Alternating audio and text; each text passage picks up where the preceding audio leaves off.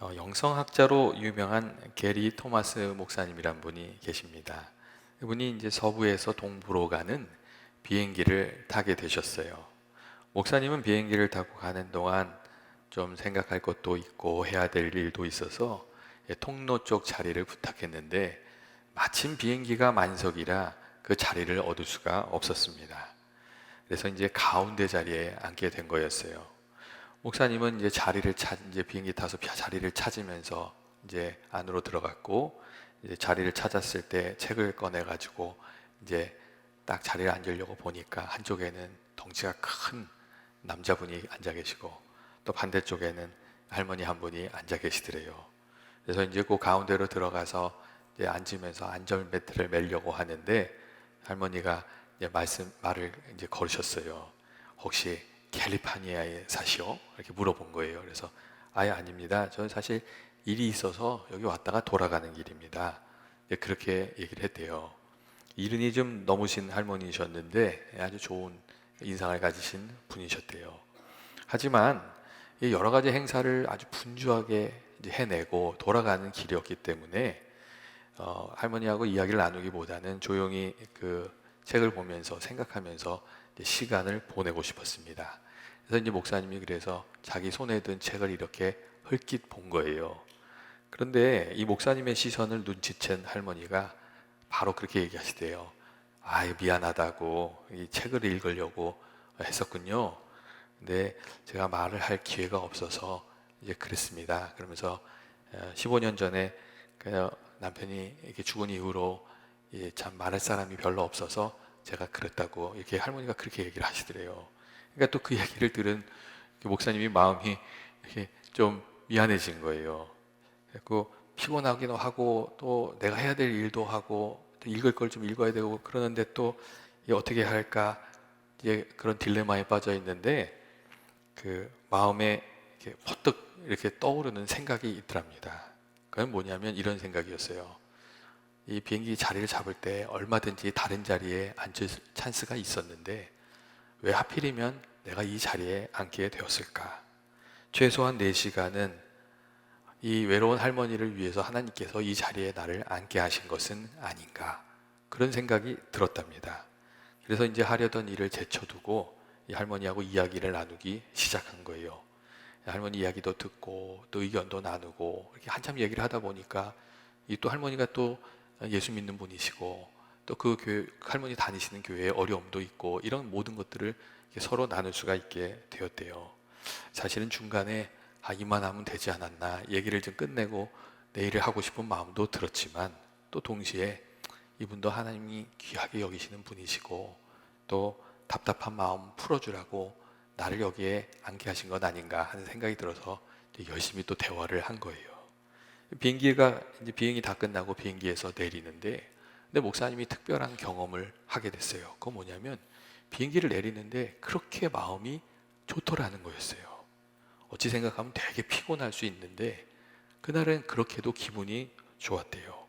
그리고 이렇게 내리는데 예수님이 잘했다 이렇게 말씀하시는 것 같기도 하고 또 무엇보다도 자기 마음이 이렇게 밝게 변해 있는 것을 느끼면서 깜짝 놀랐다는 거예요. 그리고 목사님께서 이 경험을 하신 이후에 그런 이야기를 했어요.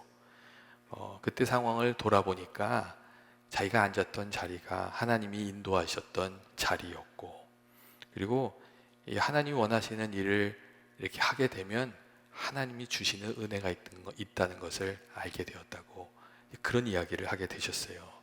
자신이 하려고 하는 일보다 하나님이 원하시는 일을 이제 선택했고 그 일을 통해서 주님과 연결되는 경험, 그리고 그 일을 통해서 주님이 주시는 기쁨을 누리는 경험, 그런 경험을 목사님이 하셨던 것이죠.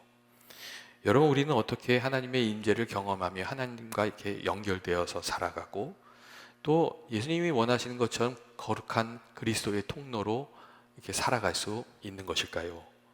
우리가 하나님의 임재를 경험하는 길은 일반적으로 두 가지를 이야기합니다. 하나는 예배나 기도나 찬양 가운데 하나님을 만나는 것을 이야기해요. 우리가 하나님 만나기를 사모하고 예배에 힘쓰고 기도에 힘쓰고 하나님께 부지런히 나가다 보면 어느 순간 하나님께서 우리를 만나 주시는 그런 순간이 찾아옵니다. 이게 참 은혜 받는 시간이 오는 거죠. 예전에 신학교에 갔을 때 이제 친구들하고 너는 왜 신학교에 왔냐 이런 거 물어볼 때가 있었어요. 그럼 각기 은혜 받은 얘기를 하는데, 이제 기도 많이 하던 친구들은 기도하다가 하나님 만났다 뭐 이런 얘기를 많이 했어요. 기도원에 엄마 따라서 갔다가 이제 은혜 받은 친구들, 그리고 하나님 만난 친구들, 그리고 또 수련회 참석해서 회개하고 기도하다가 성령 받은 친구들, 이런 친구들이 있었어요. 그리고 이제 또 하나님 더 잘 믿겠다고 신학교에 온 거죠. 또 이제 근데 그런 이야기를 이렇게 나누는 중에 제가 어떤 한 친구한테 이야기를 또 듣게 되었는데, 그 친구는 좀 특별한 얘기를 했어요. 그 친구는 이게 선교도 많이 하고 또 어디 이렇게 지리산 같은 데 가서 성경학교도 많이 해주고 그런 친구였는데, 그 친구는 그렇게 얘기하더라고요. 자기는 섬김의 자리에서 봉사하다가 하나님을 만났다고 그런 얘기를 해주었어요. 시골에 가서 성경학교도 하고 그러다 보면 문제가 많이 일어나서 어려움이 이렇게 있대요. 근데 그때 또 막 기도하면 또 하나님이 어떻게든 막 문제를 풀어주신대요. 근데 그런 경험을 한 번, 두 번 하다 보면 하나님이 살아계시는구나, 하나님이 일하시는구나, 그런 것을 알게 된다는 거예요. 세상적으로는 어쩌다 그런 일이 일어났겠지 이렇게 얘기할 수 있지만, 그 어쩌다가 반복되게 되면 믿음이 생긴다는 그런 이야기였습니다. 그리고 하나님을 알게 되고 신학교에 또 오게 되고 그렇게 됐다고 이야기하는 친구가 있었습니다. 여러분, 우리가 기도를 통해서 하나님 만나고 또 하나님 섬기는 그 삶을 통해서 하나님을 만납니다. 그리고 중요한 것은 우리들의 삶 속에 하나님이 계시게 하는 겁니다. 하나님께서 기도하라는 마음을 주시면 기도하면서 하나님께 나아가는 것이고, 하나님이 섬기라는 마음을 주시면 그때 섬기면서 하나님께 나아가는 것이고, 그렇게 하나님을 만나게 된다는 겁니다. 이게 하나님이 원하시는 대로 이렇게 살아가다 보면 하나님이 가까워지는 것이죠. 반면에 여러분, 하나님이 없으면, 예수님이 없으면 기도가 또 어떤 삶의 실천이 좀 공허한 것이 될 수 있습니다. 예수님과 연결되는 것 없이 이렇게 기도를 통한 내적 체험을 추구하게 되면 예수님이 말씀하셨던 그 자기 희생적인 삶이나 순종의 진정한 의미, 이런 것들은 배우기가 어렵습니다. 이 예수님과 연결되어서 이렇게 신앙생활을 하지 않으면 혼자만의 깨달음을 추구하는 신앙생활이 되기가 쉽습니다. 그렇게 되면 은근히 내가 깨달은 것을 자랑하는 그 위선자가 될 수가 있는 것이죠. 동시에 또 하나님은 빠진 채 이 겉으로 드러나는 신앙적인 모습이나 행동만으로 사는 것도 여러분 거기에 문제가 됩니다. 여러분, 교회 생활을 열심히 하면 사람들의 칭찬을 막 받고 또 그럴 수 있어요. 그런데 그 내면이 하나님과 연결되어 있지 않으면 어느 순간 의무감으로 가득 찬 신앙생활이 되고 또 마음이 고갈되는 것을 느끼게 됩니다. 여러분, 그렇기 때문에 우리의 기도도 또 순종도 하나님과 관계 속에서 이루어지게 하는 것, 이게 참 중요합니다. 하나님 때문에 기도도 하고 실천도 하고 그래야 하나님과 좀 연결되는 그 부분이 있어야 우리가 하나님 주시는 은혜를 알게 되고 또 그 기쁨도 누리고 하나님을 알게 되는 기쁨도 누리고, 그렇게 신앙생활을 하게 되기 때문에 그렇습니다. 오늘 말씀을 보면 모든 사람에게 구원을 주신 하나님의 은혜가 나타나서 우리를 양육하신다, 그렇게 말해주고 있습니다. 우리가 하나님을 사모하고 마음을 쓰면서 살아가면 하나님께서 우리를 바꾸어 주시고 우리의 내면이, 우리들의 삶이 성장해 가도록 이렇게 이끌어 주신다는 그런 말씀입니다. 이 세상적으로 살던 우리를 바꾸어 주시는 거죠.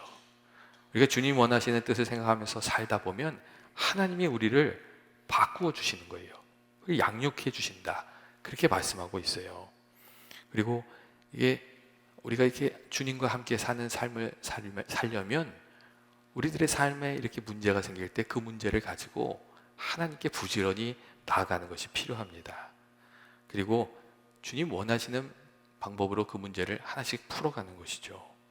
사실 우리들의 삶 속에 스트레스를 주는 일들이 많이 있지 않습니까? 약속한 시간이 늦어서 차를 막 빨리 몰려고 빨리빨리 좀 어떻게 가보려고 애쓰면 어떻게 되죠? 그냥 신호등에 족족 걸리더라고요. 그러면 스트레스가 계속 쌓이죠.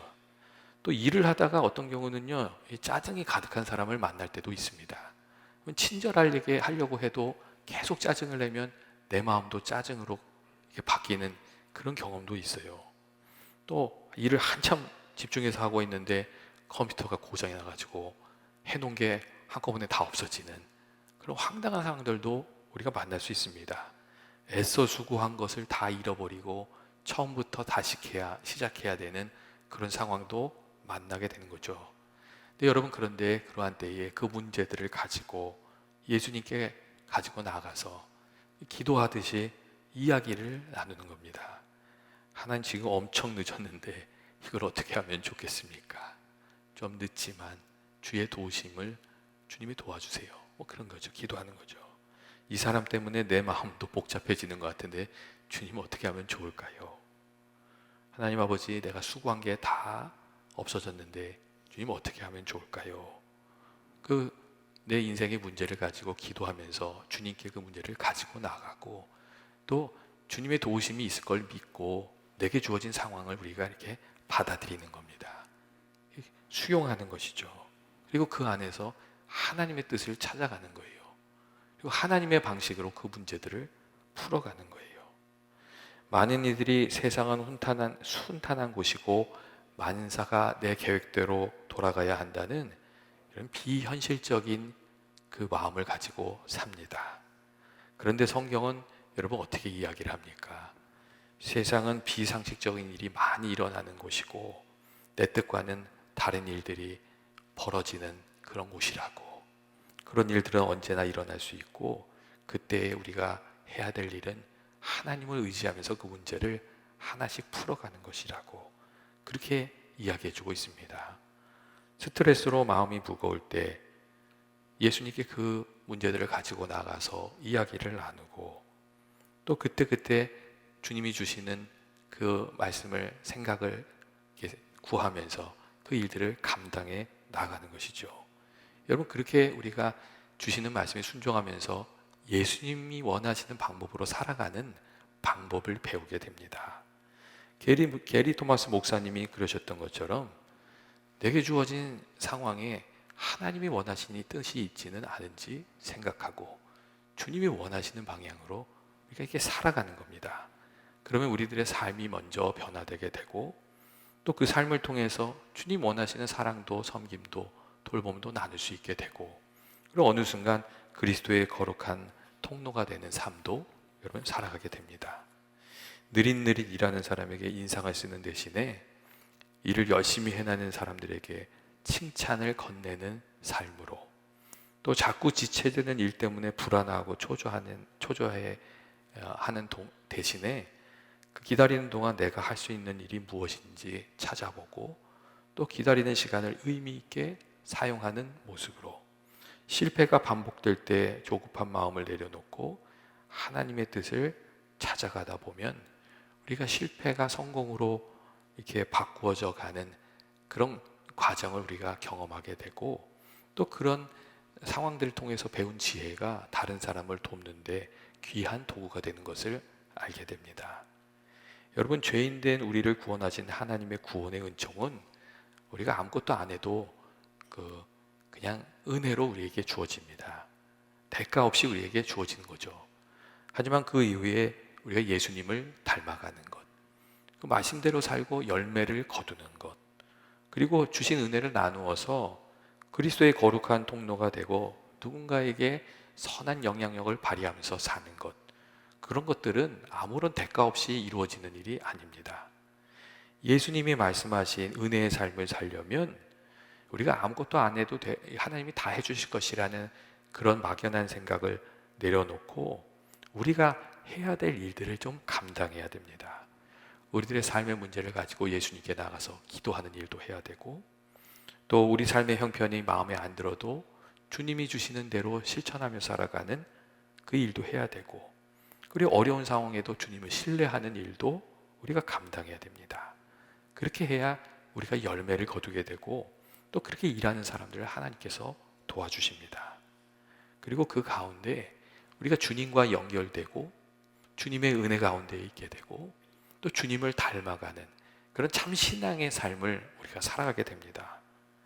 특별히 오늘 말씀을 보면 14절에 예수님께서 우리를 대신해서 자신을 주심은 선한 일을 열심히 내는 자기 백성이 되게 하심이라는 그런 말씀을 우리가 읽을 수가 있습니다.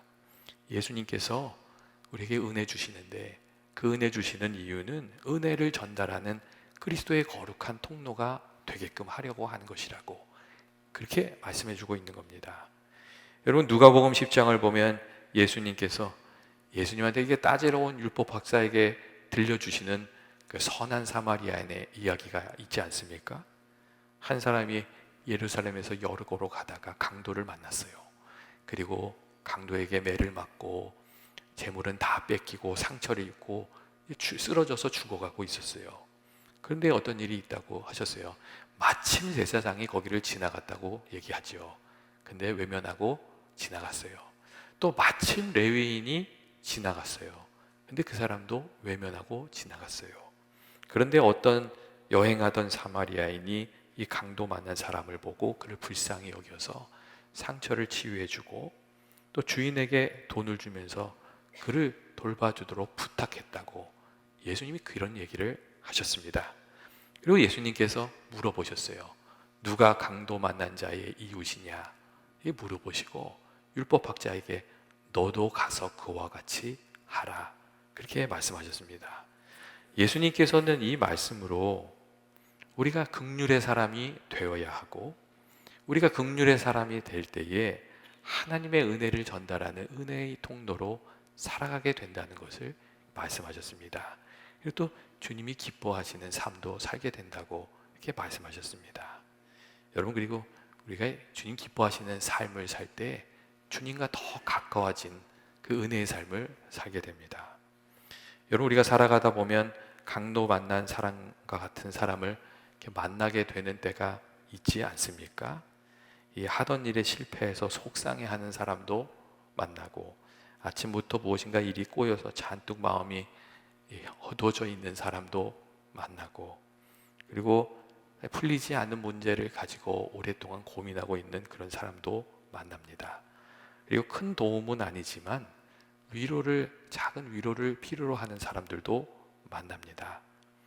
그리고 그러한 때 예수님께서 우리에게 원하시는 것은 그러한 이들이 혹 하나님께서 내게 주신 사명은 아닌지 생각하고 주님이 원하시는 모습으로 그들을 섬겨가는 겁니다.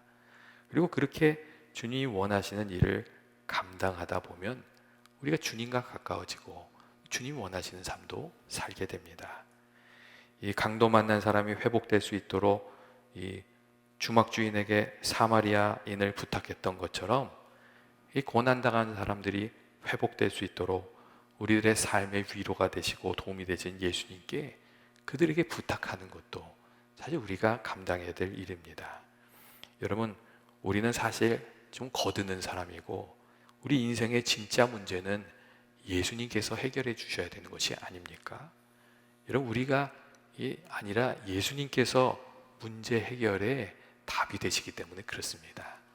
그래서 우리가 예수님을 생각나게 해주는 것, 고난 당하는 이들에게 예수님을 생각나게 해주고 예수님을 만나게 해주는 것, 그리고 그들을 위해서 기도하는 것, 예수님을 알지 못하는 이 사람들한테 예수님을 알게 해주는 것, 이런 것들은 사실 가장 귀한 것을 나누어주는 것이 됩니다. 그리고 그렇게 일을 하면서 우리가 또 참신앙의 길이 무엇인지도 알게 되는 것이죠. 여러분 때때로 우리는 그런 생각을 하게 될 때도 있어요. 왜 나는 맨날 다른 사람을 돕기도 하고 나를 도와주는 사람은 없을까? 이제 그렇게 생각을 할 때도 있어요. 좀 억울한 마음이 드실 때는 거죠. 근데 여러분 너무 억울해 하실 필요는 없습니다. 왜냐하면 우리가 정말 주님 말씀대로 살고 우리 진심을 주님 아시기 때문에 사람들이 도와주지 않으면 주님께서 우리를 도와주시기 때문에 그렇습니다. 은밀한 중에 보시는 주님이 우리의 도움이 되어 주시는 것이죠. 그리고 사실 여러분 다른 사람에게 도움을 받으면서 사는 것보다 내가 수고하고 또 또 하나님이 도와주셔서 좀 넉넉히 거두고 또 그거 가지고 다른 사람 좀 나눠주고 섬기면서 사는 것이 사실 훨씬 더 복된 삶이 아닙니까? 그렇기 때문에 우리가 하나님의 은혜를 구해야 되는 줄로 그렇게 생각합니다. 누가 도와주지 않는다고 속상해하지 마시고, 하나님, 내가 이 일을 넉넉히 감당할 수 있는 힘을 주십시오. 이렇게 기도하고 하나님 주시는 은혜 가운데 넉넉히 다른 사람을 도울 수 있는 그런 삶이 되시기를 주님의 이름으로 축원드립니다. 우리가 무엇을 나눠주며 여러분 살고 있는 것입니까? 예수님이 원하시는 것처럼 예수님을 전하고 또 하나님께서 우리에게 주신 귀한 은혜를 나누면서 살아가는 저와 여러분 되시길 주의 이름으로 축원드립니다. 같이 기도하시겠습니다.